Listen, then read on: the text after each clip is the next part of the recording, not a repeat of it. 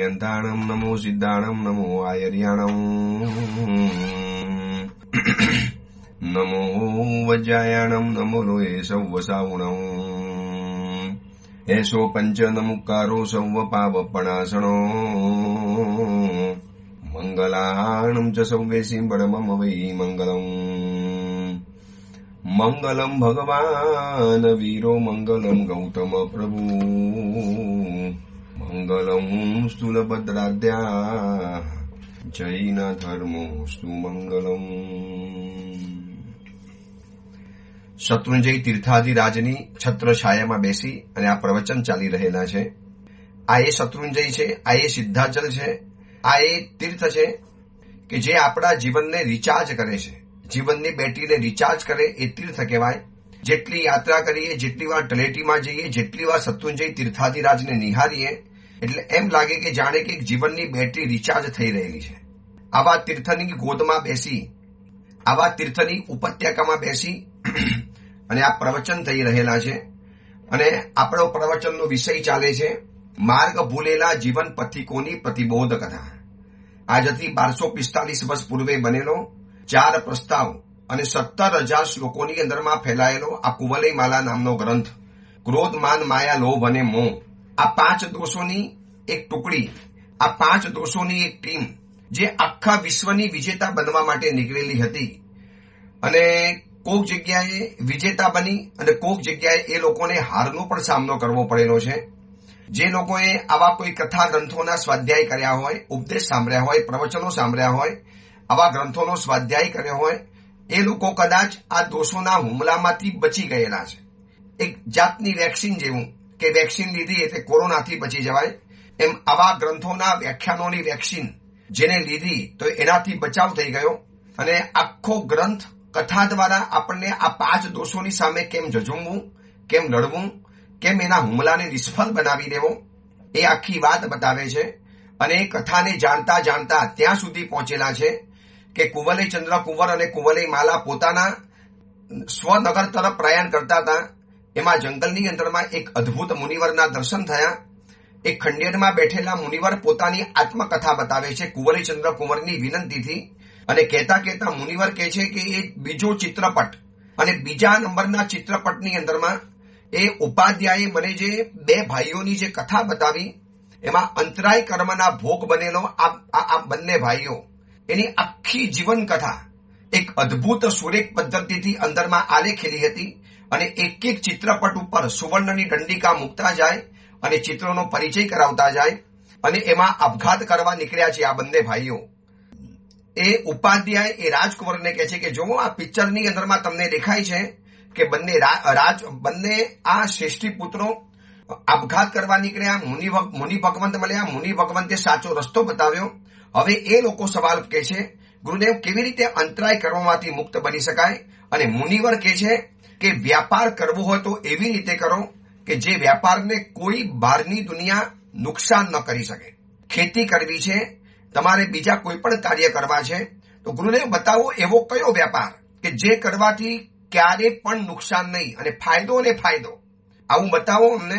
અને એ મુનિવર એ બંને ભાઈઓને જો કુંવર આ રાજકુમાર આ ચિત્રમાં બહુ તમને બતાવેલું છે કે એ મુનિવર એ લોકોને ઉપદેશ આપે છે કે અગર તમારે જો ખેતી કરવી છે તો સૌથી પહેલા તમારે મનરૂપી હર એને પવિત્ર કરેલી એવી સુપાત્ર પૃથ્વીની અંદરમાં બીજ રોપીને તમે એની ખેતી કરો તો સેંકડો શાખા પ્રશાખા વાળા અને પરંપરા લાંબી ચાલે એવા ફળ અંદરમાંથી આવશે અને એવા ફળ આવશે કે જે તમારા જીવનની અંદરમાં મોટા પુણ્યના ફળને પ્રાપ્ત કરી લેશે।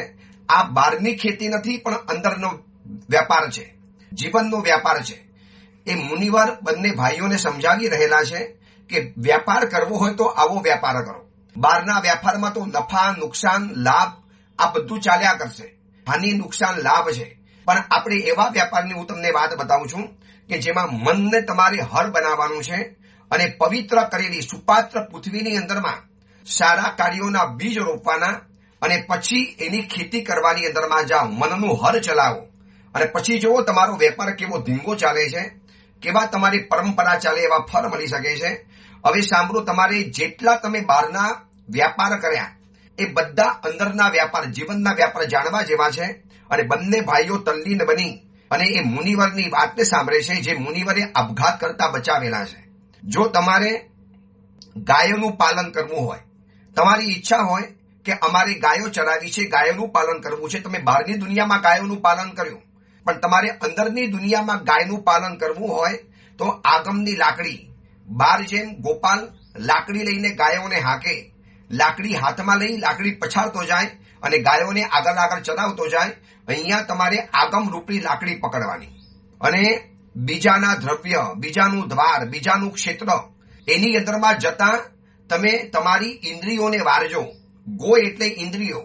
ભાઈ આ અંદરનો વ્યાપાર છે અને અંદરનો વ્યાપાર એવી રીતે ચાલે છે કે તમારે આગમની એટલે કે જ્ઞાનની લાકડી પકડવાની અને આ ઇન્દ્રિયો રૂપી ગાય કોઈ બીજાના દ્વારમાં, બીજાના ક્ષેત્રમાં, બીજાના જીવનમાં, બીજાના બારાની અંદરમાં, પરદ્રવ્યની અંદરમાં જતી હોય ઇન્દ્રિયો, તો તમારે આ લાકડી દ્વારા એ લોકોને અટકાવી રાખવાના, જેનાથી તમે બહુ સુંદર આજીવિકા પ્રાપ્ત કરશો.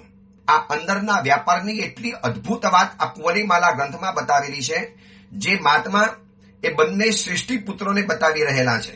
અને એ આખું ચિત્ર, સંસાર ચક્રનું ચિત્ર ઉપાધ્યાય રાજકુંવરને બતાવે છે અને એ મુનિ ભગવંત કુંવરીમાલા અને કુંવરને બતાવે છે. અને આખી વાત આપણે જાણી રહેલા છીએ. હવે જો તમારે કોઈક જગ્યાએ નોકરી જ કરવી છે, તમારે કોકની સેવા ચાકરી કરવી છે, તો આવી રીતે કરવાનું. સેવા ચાકરી કરવાની આ પદ્ધતિ છે. અરે આ કામ કરો, સ્વામી જે કહે એ પ્રમાણે કરો. આવા બધા જે તમને અંદરમાંથી જે આદેશ આવે એ આદેશ તમે કોઈ સુગુરુના પ્રાપ્ત કરો, કોઈ ઉત્તમ ગુરુની નોકરી કરો, કોઈ ઉત્તમ કલ્યાણ મિત્રની પાસે જાઓ અને કલ્યાણ મિત્રના આદેશ અનુસાર, એના નિર્દેશ અનુસાર, એના કયા અનુસાર, એની આજ્ઞા અનુસાર, એની સૂચના અનુસાર તમે જિંદગી અગર આગળ જીવી લેશો તો આ જીવિકા તમારી બહુ સરસ મજાની ચાલશે.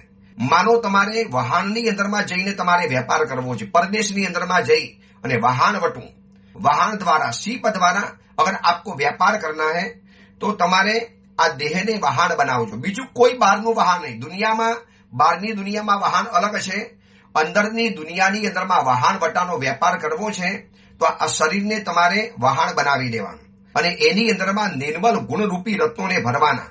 અને પછી તમે ભવ સમુદ્રને તરવાની કોશિશ કરો. આખો સંસાર સમુદ્ર તરી અને મોક્ષ રૂપી દ્વીપની અંદરમાં પહોંચી જવાના. અને એ દ્વીપ એવો છે કે જ્યાંથી તમારે વળી પાછું ક્યારે પાછું ફરવાનું નથી. કેટલી સુંદર વાત બતાવી કે વાહન વટાનો વ્યાપાર અંદરના દુનિયાની અંદરમાં, આ ઇનર વર્લ્ડ છે, અંદરની દુનિયા છે, ભીતરની દુનિયા છે. અને એ દુનિયાનો આ વ્યાપાર છે. શરીર રૂપી વાહનની અંદરમાં ગુણરૂપી રત્નો ભરી અને તમે આગળ પહોંચી જજો, ભવ સમુદ્રને તરી જશો અને મોક્ષ રૂપી દ્વીપની અંદરમાં કાયમ માટે પહોંચી જવાના.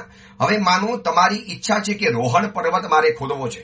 બહારની દુનિયાના જેટલા પણ વેપાર આ બંને ભાઈઓ કરીને આવેલા હતા એ બધા જ વ્યાપાર એ મુનિ ભગવાન આ લોકોને અંદરની દુનિયાના બતાવે છે.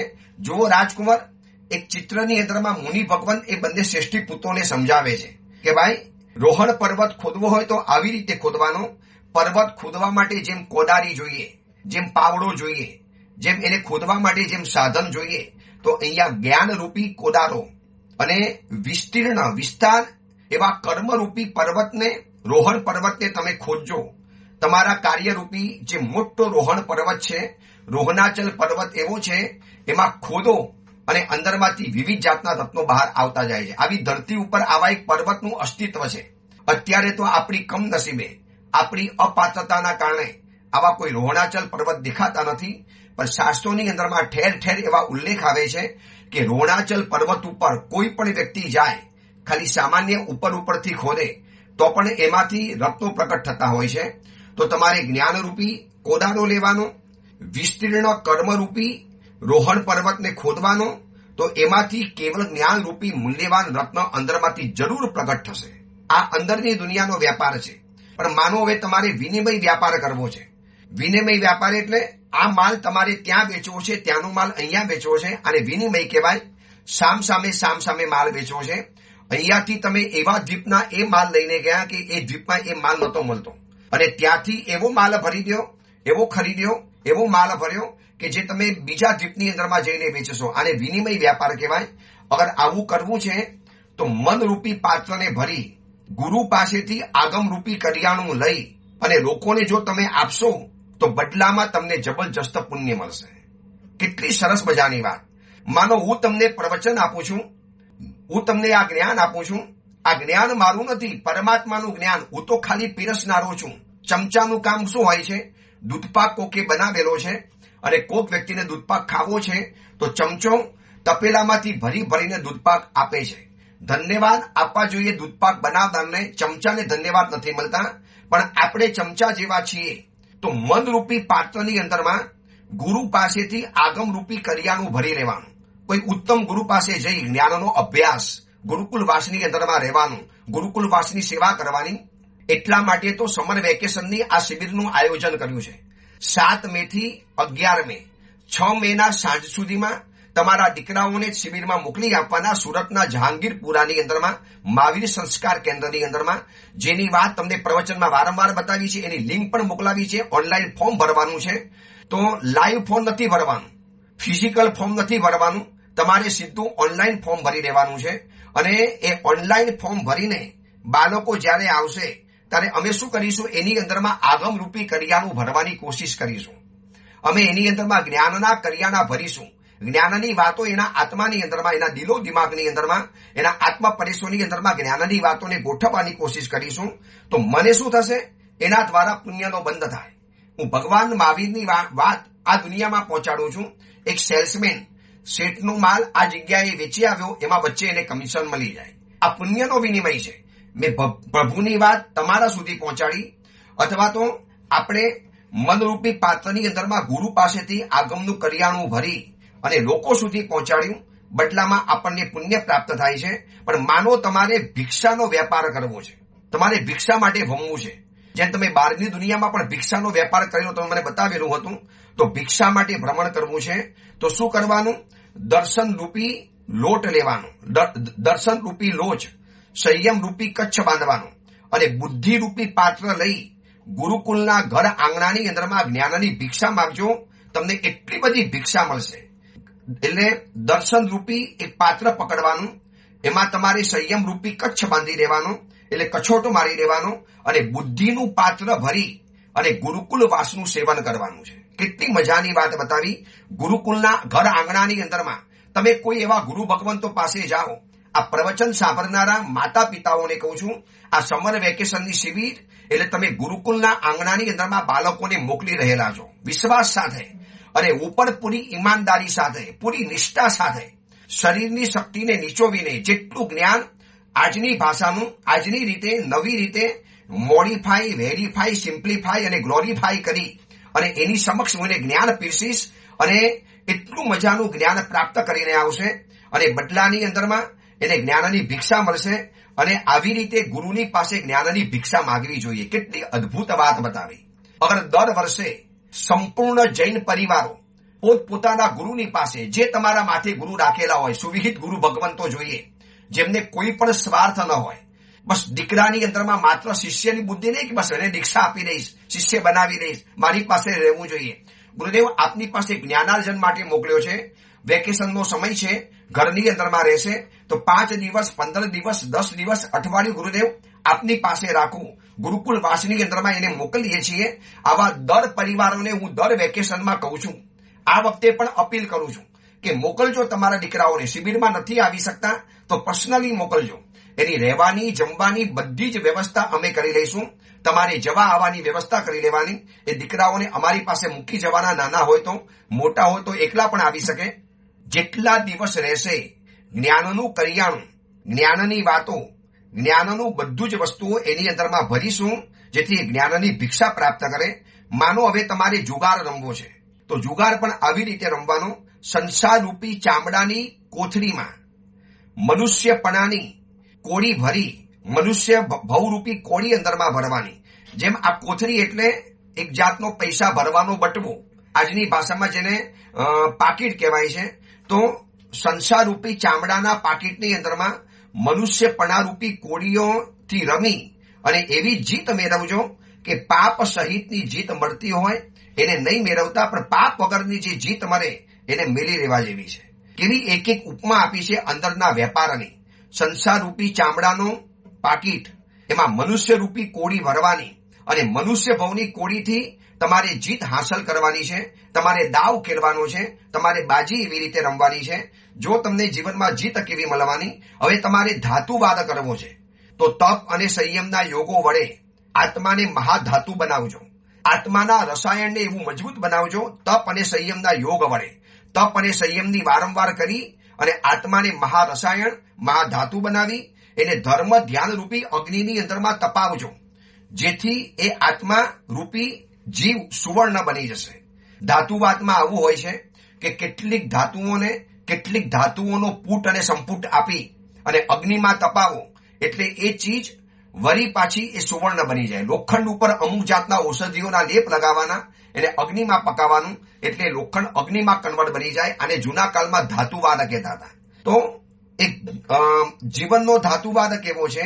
તપ અને સંયમના યોગો વડે આત્માને તપાવવો પડશે. તપથી અને યોગોથી, અને એ મહાધાતુ બનાવી અને ધર્મ ધ્યાન રૂપી અગ્નિની અંદરમાં એને તપાવવાનું. એનાથી જીવન સુવર્ણ જેવું બની જશે, જીવન સોના જેવું બની જવાનું, અને એનાથી જિંદગીનું સોનું એવું સુંદર બની જવાનું કે સંસારના બજારની અંદરમાં કિંમત વધી જવાની. પણ માનો તમારે રાજા પાસે યુદ્ધ કરવું છે, માનો તમારે યુદ્ધનો વ્યાપાર કરવો છે, તમારે સૈનિક બનવું છે, તો તમારે શું કરવું પડશે? યુદ્ધ કરવું છે તો સિદ્ધિ નગરીનું તમને જો પ્રયોજન હોય તો સર્વજ્ઞ ભગવંતનું પહેલા શરણું પકડી લેવાનું, તપ રૂપી તલવાર પકડવાની, અને ઇન્દ્રિય રૂપી ભયંકર ઇન્દ્રિયોની સાથે તમારે ભયંકર યુદ્ધ કરવાનું. તપ રૂપી તલવાર પકડી તપ કરવાલ કરાલને હાથમાં, અડીએ કર્મ અડી ભટમાં, તપ કરીએ સમતા રાખી ઘટમાં. પદ્મ વિજયજી મહારાજે સ્તવરમાં આ જ વાત કરી છે પૂજાના ઝાડની અંદરમાં કે જો અગર યુદ્ધ ખેલવું જ છે, ખરાખરીનો જંગ ખેલવો છે અને સિદ્ધિનગરમાં જવાનું જો પ્રયોજન છે, તો સૌથી પહેલા તો સર્વજ્ઞ ભગવંતનું શરણું પકડી લેવાનું. અરિહંત પરમાત્માનું શરણ પકડીને અરિહંતા મે શરણમ સિદ્ધા મે શરણમ, પંચ પરમેશથી ભગવંતનું શરણું પકડી અને તપ રૂપી તલવાર પહેલા પકડવી પડશે. અને પછી ઇન્દ્રિયો સાથે ખૂંખાર યુદ્ધ ખેલો. આ તપની તલવારથી ઇન્દ્રિયો શાંત પડી જાય, ઇન્દ્રિયો ઠંડી પડી જાય, ઇન્દ્રિયો ઢીલી પડી જાય, અને તમે એનાથી ખૂંખાર યુદ્ધ ખેલશો તો તમે શત્રુઓ પર અવશ્ય વિજય પ્રાપ્ત કરવાના. પણ માનો તમારે મલ્લ કુસ્તીનો વેપાર કરવો છે, મલ્લ યુદ્ધ કરવું છે, તમારે મલ્લ બનીને વેપાર કરવો છે, પૈસા કમાવા છે, WWF જેવી મલ્લ કુસ્તી કરવી છે, તો એમાં પણ શું કરવાનું? સંયમ રૂપી પેલા કચ્છ બાંધી લેવાનું. જોજો, જ્યારે પણ મલ્લ કુસ્તીના દાવ હોય ને એટલે પાછળથી એક કછોટો બાંધી દે. આગળ ધોતીનો જે છેડો લબડતો હોય એને બે પગની વચમાંથી કાઢી અને પાછલા પીઠના ભાગની અંદરમાં ચસો બાંધીને એને ગુજરાતી ભાષામાં કચ્છ કહેવાય છે. તો સંયમ રૂપી કચ્છ બાંધી ક્રિયાબલ વિશેષ કરીને મોહરૂપી મલ્લને એવો હણી નાખજો કે તમે જ્ઞાન રૂપી પતાકાને પ્રાપ્ત કરશો, તમે જ્ઞાનનો એવોર્ડ પ્રાપ્ત કરશો. પણ એમાં વચમાં તમારે મોહ મલ્લને હરાવવો પડશે, અને મોહ મલ્લને હરાવવો છે તો વિશેષ ક્રિયાબલ પેદા કરવું પડશે. ધર્મ ક્રિયા, જાપની ક્રિયા, ખમાસના, આ બધી જ ક્રિયાઓ છે. જેટલી પણ શુભ ક્રિયા છે આ બધી જ ક્રિયાઓ દ્વારા સંયમ રૂપી કચ્છ બાંધી અને મોહ મલ્લને હણી અને જ્ઞાન પતાકાને પ્રાપ્ત કરજો. હવે તમારે અંજનનો બિઝનેસ કરવો છે, અંજન પ્રયોગનો બિઝનેસ, એનો વ્યાપાર કરવો છે. તો સંયમ, દર્શન, યોગ, જ્ઞાન રૂપી સલાકાથી આંખને આંજવાની. અંજન પ્રયોગમાં શું હોય? પેલા આંખને આંજવી પડે છે. તો જેને અંજનનો પ્રયોગ કરવો છે એને સંયમ, દર્શન, યોગ અને જ્ઞાન આ બધી એક સલાકાઓ છે, એનાથી આંખને આંજવાની. અને ઉત્તમ પુરુષો, દેવો અને સિદ્ધિના સુખ જેવા મહાનિધાનો તમને સામે દેખાવા માંડશે. અંજન પ્રયોગની તાકાત એવી છે કે જે વ્યક્તિ અંજન પ્રયોગ કરે છે એવા વિશિષ્ટ દ્રવ્યના અંજનથી જમીનમાં ક્યાં ક્યાં ખજાના પડ્યા છે એ દિવ્ય દ્રષ્ટિથી દેખાવા માંડે. તો તમે પણ સંયમ, દર્શન, યોગ અને જ્ઞાન રૂપી સલાકાથી આંખને આંસો તો હે ઉત્તમ પુરુષો, દેવો અને સિદ્ધિના સુખો તમને આંખની સામે દેખાશે. સામે કરા મલક વદ વિશ્વમ કલયન કેવલ શ્રિયા, આંખની સામે એક એક સિદ્ધિના ખજાના, સિદ્ધિ સુખોના ખજાના દેખાવા માટે મળશે. માનો હવે તમારે અસુરની ગુફાની અંદરમાં દાખલ થવું છે. જેમ એમાં બંને ભાઈઓ અસુર ગુફામાં દાખલ થયેલા એ આપણે જાણ્યું. આ ઉપાધ્યાય રાજકુંવરને કહે છે કે જો મુનિ ભગવંતે અલગ અલગ જીવનના વ્યાપાર બતાવ્યા, ધર્મ વ્યાપાર બતાવ્યો, આ અંદરનો વ્યાપાર બતાવ્યો. તમારે અસુરની ગુફામાં દાખલ થવું છે તો એ ગુફામાં જતા પહેલા જરહરતો જ્ઞાન દીપક હાથમાં પકડજો. એ અંધકારમાં તમે ભટકી પડશો તો જરહરતો જ્ઞાન રૂપી દીપક હાથની અંદરમાં હોય અને કોઈ યોગ્ય આચાર્યને તમે આશ્રય કરી લેજો, કોઈ યોગ્ય ગુરુની તમે નિષ્ઠા પ્રાપ્ત કરી લેજો અને પછી સંયમ રૂપી ગુફાની અંદરમાં પ્રવેશ કરજો તો સિદ્ધિ રૂપી અસુર કન્યા તમને વરવા માટે આવી જશે. જૂના કાળમાં એવું હતું કે અસુરોને મળવા માટે આવી ગુફાની અંદરમાં જવું પડે. તો અહીંયા ઉપાય બતાવ્યો કે જરહરતો જ્ઞાનનો દીપક, જ્ઞાન ભણેલા હોઈએ, જ્ઞાનની વાતો આપણને આવડતી હોય, જ્ઞાનની સમજ આપણી પાસે હોય તો જરહરતો જ્ઞાન દીપક આગળ રાખી કોઈ આચાર્યનો આશ્રય કરી સંયમ રૂપી ગુફાની અંદરમાં પ્રવેશ કરશો તો સિદ્ધિ રૂપી અસુર કન્યા જરૂર તમારો હાથ પકડશે. હવે માનો તમારે મંત્ર સાધના કરવી છે, તમે એમ કહો કે મારે મંત્ર સાધનાનો વ્યાપાર કરવો છે, મંત્રો સિદ્ધ કરવા છે અને એના દ્વારા મારે ધનવાન બનવું છે, તો શાસ્ત્રોની અંદરમાં કહેલી વિધિ પ્રમાણે ગુરુએ આપેલી જે દીક્ષા હોય મંત્ર દીક્ષા, એ તમારે પહેલા મંત્ર દીક્ષા પ્રાપ્ત કરવી પડે ગુરુ પાસેથી. પછી મંત્ર સહિત સિદ્ધાંતોનો જાપ કરવાનો. ગુરુ જે પણ જાપ આપે, જે ગાથાનો જાપ આપે, જે શ્લોકનો જાપ આપે, જે વાક્યનો જાપ આપે, એ બધું પ્રાપ્ત કરવાનું. એની પહેલા કોઈ યોગ્ય ગુરુની પાસેથી દીક્ષા પ્રાપ્ત કરવી પડશે. દીક્ષા પ્રાપ્ત કરવી એટલે મંત્ર દીક્ષા મેળવતા પહેલા આવી એક દીક્ષા પ્રાપ્ત કરવી પડે. જે યોગ્ય ગુરુ પાસે જાઓ એટલે દરેક ગુરુ પોતપોતાની પદ્ધતિ પ્રમાણે તમને પહેલા મંત્ર દીક્ષા આપે, પછી ઉત્તમ મંત્ર આપે અને પછી એને તમારે શાસ્ત્રની અંદર બતાવેલી વિધિ પ્રમાણે જો કરશો તો લોકોમાં તમે ઉત્તમ સિદ્ધિને પ્રાપ્ત કરશો. પણ જો તમારી ઈચ્છા છે કે મારે કોઈ દેવતાને પસંદ કરવો છે, કોઈ દિવ્ય શક્તિને મારી જમીન ઉપર અવતારવી છે, જો તમારે વરદાન મેળવવું હોય તો સંકિતની અંદરમાં નિશ્ચિત મનવાળા થઈ અને કોઈ પણ દેવની સમક્ષ સંયમનો અંગીકાર કરો તો દીક્ષા દેવી તમારી ઉપર અવશ્ય પ્રસન્ન થવાની. કોઈ યોગ્ય ગુરુની પાસે ભીષ્મ સંકલ્પ લઈ સંકિતની અંદરમાં મનને નિશ્ચિત બનાવી અને આ કરશો તો દીક્ષા દેવીની આરાધના થયેલી ગણાશે. આ રીતે જ વેપાર, ખેતી, આ બધો મેં તમને વિધિ બતાવવાની અંદરમાં આવ્યો છે. હે પુત્રો, હે વણિક પુત્રો, બસ આ બહુ ઉત્તમ અને નિશ્ચિત ફલ આપનારો આ વ્યાપાર છે. આમાં તમે ક્યારે પણ નિષ્ફળ નહીં જાઓ, ક્યારે પણ નહીં. જો બીજા બિઝનેસ બહારના કરશો તો જેમ તમે અત્યારે કંટાળી ગયા, આપઘાત કરવા તૈયાર થયેલા હતા, પણ અંદરનો વેપાર જે સાચી રીતે કરે છે, નિષ્ઠાપૂર્વક કરે છે, એને ક્યારેય નિષ્ફળ જવાની વાત જ નથી આવતી. એ હર હંમેશ સફળ જ થાય. તો બસ તમે આવો વેપાર કરજો, તમને જીવનમાં ક્યારે દુર્ભાગ્ય પ્રાપ્ત નહીં કરવું પડે. તમારા પાપો હંમેશા નાશ પામી જવાના, દુર્ભાગ્ય તમારી પાસે પ્રવેશી પણ નહીં શકે અને અન્ય જન્માંતરમાં તમે આવા દુર્ભાગ્યના ભોગ નહીં બનો.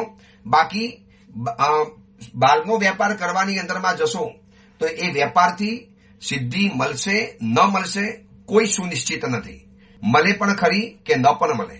અને આખી વાત સાંભળ્યા પછી રાજકુંવર, એ ઉપાધ્યાય ભગવંત રાજકુંવરને કહે છે કે આખી આ વાત સાંભળ્યા પછી જોઈ લો આ પિક્ચરની અંદરમાં હવે વણિક પુત્રો હાથ જોડીને ઉભા થયા. પ્રભુ, આપે તો અમારી જિંદગી બચાવી નાખી, અમે તો મરવા તૈયાર થયેલા, બહારના વ્યાપારમાં ખતમ થઈને ખુવાર બની અને સંપૂર્ણ ખતમ થઈને અમે તો મરવા તૈયાર થયેલા હતા. આપે અમારી ખુવાર થયેલી ખતમ થયેલી જિંદગીને બચાવી દીધી છે.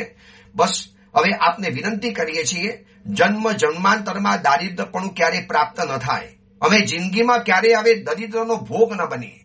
બસ એવી દીક્ષા અમને આપો. વૈરાગ્યપૂર્વક અમારે સંયમ જીવનનો સ્વીકાર કરવો છે. આપે અમારી આંખ ખોલી દીધી છે અને જો મોટા વૈરાગ્યપૂર્વક દીક્ષા અંગીકાર કરી વિપુલ તપ વગેરે કરી લઈશું તો અન્ય જન્મમાં પણ અમે દારિદ્ર ક્યારે જોવા માટે પણ નહીં મળે. બસ ગુરુદેવ, આ વાત અમને બિલકુલ ગમી ગઈ છે. એટલે ભગવાન, દરિદ્રના ભયથી દુઃખી થયેલા અમને તમારું શરણ છે અને અમને આપની ભાગવતી પ્રવજ્યાનું પ્રદાન કરો, અમને સંયમ જીવનનું પ્રદાન કરો. વિચારી લેજો, મરવા માટે આવેલા બંને શ્રેષ્ઠી પુત્રોને મુનિ ભગવંતે જે રીતે પ્રતિબોધ કર્યા, જંગલમાં સાધના માટે રહેલા મુનિ ભગવંતે પોતાનું કર્તવ્ય સમજી અને જે રીતે પ્રતિબોધ કર્યા અને આ નાનકડી ટૂંકી વાતની અંદરમાં જે રીતે આ લોકો પ્રતિબોધ પામી ગયા, એટલે વાત એવી છે, પરિવર્તન થવાનું હોય તો 5-15 પ્રવચન દ્વારા થઈ જ જાય. પણ જેને નથી જ કરવું એ હજારો પ્રવચન સાંભળશે તો પણ કોરા ધાકોર રહેવાના.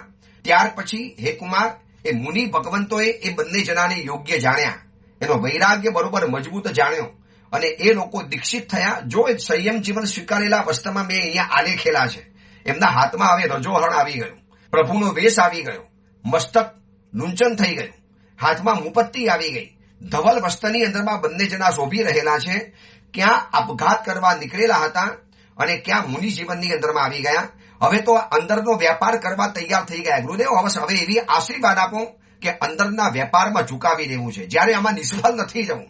અને ઘોર તપ કરવા લાગ્યા, સુંદર આરાધનાઓ કરવા લાગ્યા, અઘોર જંગલની અંદરમાં જઈ સાધનાની ધૂણી તખાવા લાગ્યા અને બંને જણા મૃત્યુ પામી દેવલોકની અંદરમાં ગયા. આ ઉપાધ્યાય એ રાજકુંવરને બતાવે છે અને મુનિ ભગવાન આખી કથા એ બંને જણાને સંસાર ચક્રની ચિત્રપટની વાત કુવલીમાલા અને કુવલીચંદ્ર કુંવરને બતાવે છે. અને બંને ભાઈઓ મૃત્યુ પામે દેવલોકમાં ગયા.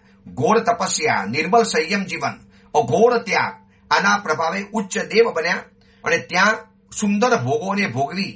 અને એમાંથી એક જે ભાઈ હતો ને એ પહેલા ચવી ગયો, એનું આયુષ્ય ઓછું હતું. એ ચવીને દ્વારામતી નામની નગરીની અંદરમાં સિંહ રાજાનો ભાનુ નામનો પુત્ર બન્યો. અને એ પુત્ર એટલે બીજું કોઈ નહીં, તમે પોતે જ છો રાજકુમાર, તમે પોતે છો. એ ઉપાધ્યાય કે છે કે ભાનુકુમાર તમે ગયા ભવની અંદરમાં દેવલોકમાં હતા અને ગયા ભવની અંદરમાં તમે કોઈકના ભાઈ રહેલા હતા અને આવી સુંદર આરાધના કરતા હતા. તો પછી સાહેબ બીજો ભાઈ કોણ? ભાનુકુમાર પૂછે છે. એ બીજો ભાઈ ક્યાં ગયો? એ બીજો ભાઈ એટલે બીજો કોઈ નહીં, એ હું જ છું, જે તમને આ સંસાર રૂપી ચક્રનો ચિત્રપટ બતાવી રહેલો છું. અને આ જાણ્યા પછી ભાનુકુમાર ઉભા થઈ ગયા, પોતાના એ પૂર્વના ભાઈને ભેટી પડ્યા. પરંતુ એમનો જે દેદાર જોયો, એમની જે દિવ્ય કાંતિ જોઈ, કીધું ને મેં તમને પહેલા કીધેલું, તમે કોઈ સામાન્ય મનુષ્ય નથી, તમે આ ધરતી ઉપરના માનવ નથી, તમે કોઈ દિવ્ય દેવતા રહેલા છો.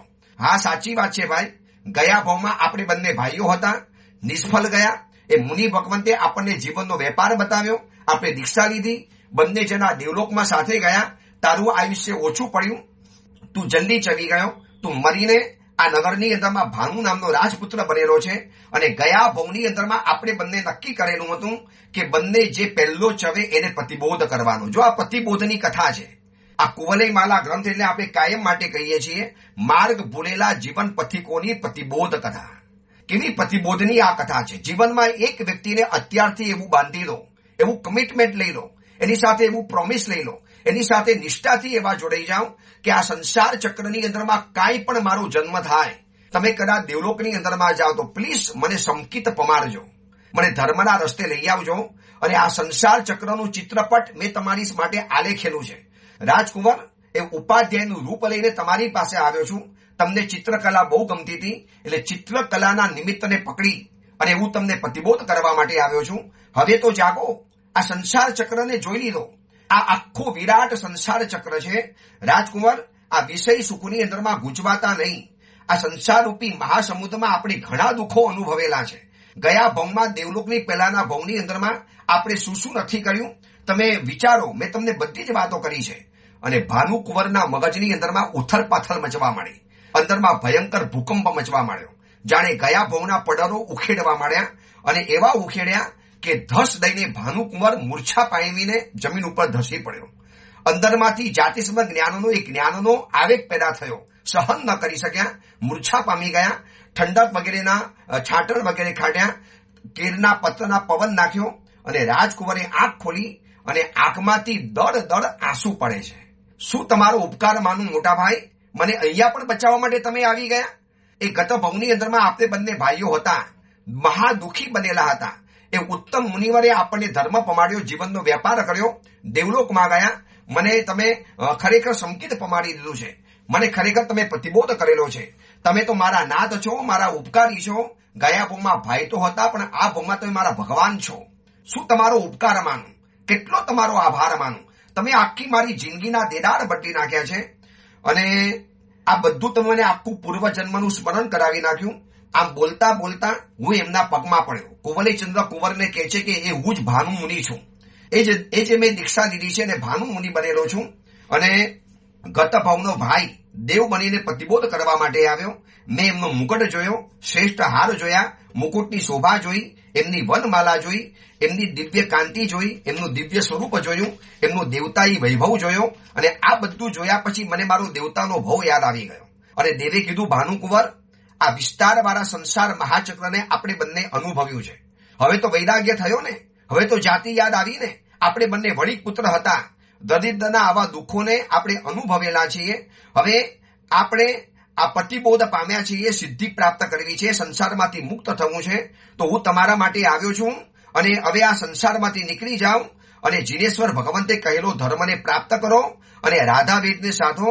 માટે આ મનુષ્ય લોકની અંદરમાં સર્વથી ભોગ ભોગવવાનું પ્રયોજન છોડી દો અને ભગવંતે બતાવેલી ઉપદેશની ધારાને પકડી અને સાધુ જીવનની દીક્ષાની અંદરમાં આગળ વધી જાઓ અને એવું સુખ પ્રાપ્ત કરો જ્યાં વૃદ્ધાવસ્થા નથી, જ્યાં મરણ નથી, જ્યાં વ્યાધિ નથી, જ્યાં કોઈ પણ જાતના દુઃખો નથી, જ્યાં શાશ્વત સુખ છે. એવા સુખને તમે એનાથી પામી શકશો. આ સંસારમાં આપણે ઠેર ઠેર રખડ્યા, શું આપણને મળ્યું? એ કુંવર, હું તમને સમજાવું છું કે પતિબોધ પામો. અને એ વખતે ભાનુ કુંવર કહે છે કે ભાઈ, સમજાવવાની જરૂર નથી. આ સંસાર ચક્રના ચિત્રપટ દ્વારા તો વૈરાગ્ય પામી ચૂકેલો હતો, પણ હવે પૂર્વભવ તમે જે યાદ કરાવ્યો જાતિસમ જ્ઞાન દ્વારા, એ આખી દુઃખોની પરંપરા મારી નજર સામે ફરે છે. શું તમારો આભાર માનું? અને મુનિ ભગવંત ભાનુ મુનિ એ કુવલીમાલા કુવલીચંદ્ર કુંવરને કહે છે કે એ જ સમયે ઘરે પૂછવા પણ નથી ગયા, એ જ સમયે સર્વ આભરણો ઉતારી મૂક્યા, મસ્તક ઉપર પંચદોષ્ટ કરી લીધો. દેવતાએ દિવ્ય શક્તિ દ્વારા રજોહરણ, મુપત્તિ, પાત્રા, સંયમના ઉપકરણો બધા હાજર કર્યા અને એ જ ઉદ્યાનની અંદરમાં મેં સંયમ જીવનને સ્વીકાર્યું. ઉદ્યાનમાં જ્યારે આવ્યો તો ત્યારે રાજકુંવર બનીને આવેલો હતો. હવે મુનિ બનીને બહાર નીકળ્યો છું. નગરની અંદરમાં ખળભળાટ મચી ગયો. માતા પિતા દોડતા આવ્યા, આંખમાંથી આંસુ પાડતા આવ્યા. શું કર્યું તમે? આ સિંહ રાજા મારા પિતાજી હતા અને મને આવીને કે છે છોડી દો આ સંયમ જીવનને, આ કષ્ટકારી સંયમ જીવનને. મેં એમને કીધું આ તો કષ્ટ કાંઈ નથી. અમે જે સંસારમાં જે કષ્ટ ભોગવ્યા છે ને પિતાજી, એની સામે તો આ કાંઈ નથી. બસ હવે હું એવું સુખ પ્રાપ્ત કરવા જઉં છું કે જે સુખ પામ્યા પછી મારે સંસારના ચક્રનો અંત થઈ જાય, મારું આ સંસાર ચક્ર ખતમ થઈ જાય. આ જુઓ, મારો ગયા ભવનો ભાઈ દેવતા પતિબોધ કરવા માટે આવ્યો છે. અમે સંસાર ચક્રના બહુ રખડ્યા છીએ. પિતાજી તમે પણ રખડો છો, હું પણ રખડું છું, આખું નગર રખડે છે, સમસ્ત જીવ સૃષ્ટિ આ સંસાર ચક્રમાં રખડે છે અને બધાએ આમાંથી બહાર નીકળવું પડશે. અને આ સાંભળીને કુવલીમાલા અને કુંવલીચંદ્ર કુંવરની જે આંખમાંથી આંસુ ઉભરાયા છે, જે લોકો હર્ષ વિભોર બન્યા છે, શું આગળ ઘટના બને છે એ વાતો આપણે આગળ કરીશું. પણ કેટલું અદ્ભુત સંસાર ચક્રનો ચિત્રપટ, કેવી અદ્ભુત છટા. એ ઉપાધ્યાય બનીને આવેલા દેવે પૂર્વના ભાઈને પતિબોધ કરવા માટે કેવી સંસાર ચક્રના ચિત્રપટની એક નિમિત્તને પમાડી અને કેવો એને વૈરાગ્ય પમાડી દીધો. આ પ્રવચન સાંભળ્યા પછી પણ સાંભળનારને હકીકતમાં થયું તો હશે જ, આ બધો સંસાર ચક્રનો ચિત્રપટ આપણો જ છે. આપણે જ આવું બધું સુખ, દુઃખ, તકલીફ, આવી પીડા, વેદના બધું જ આપણે ભોગવતા આવેલા છીએ. અને એ મુનિવર, ભાનુ મુનિવર એ કહે છે, બસ હું એ જ ભાનુ મુનિવર છું. જે તમે મને પૂછો છો ને કે આપને આ ભર યુવાનીમાં સંયમ જીવન લેવાનું કેમ મન થયું, આવું સુંદર રૂપ, આવું સુંદર સૌષ્ઠવ, આવું ઉત્તમ તેજ, આ બધું શું કરવાનું? જો દરિદ્રની પીડા આવતા ભોગમાં આવી તો જિંદગી ખતમ થઈ જવાની. હવે એ અંગેની બીજી વિશેષ વાત આપણે આવતીકાલે જાણીશું.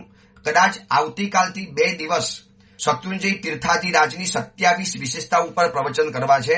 શત્રુંજય તીર્થાધિરાજમાં બેઠા છીએ તો એની પણ થોડી ઘણી અનુભવની વાતો બતાવી દઈશું. એ જ મંગલ કામના, મંગલ ભાવના. જીનાગના વિરુદ્ધ કાંઈ પણ બોલાયું હોય તો મિચ્છામી દુક્કડમ.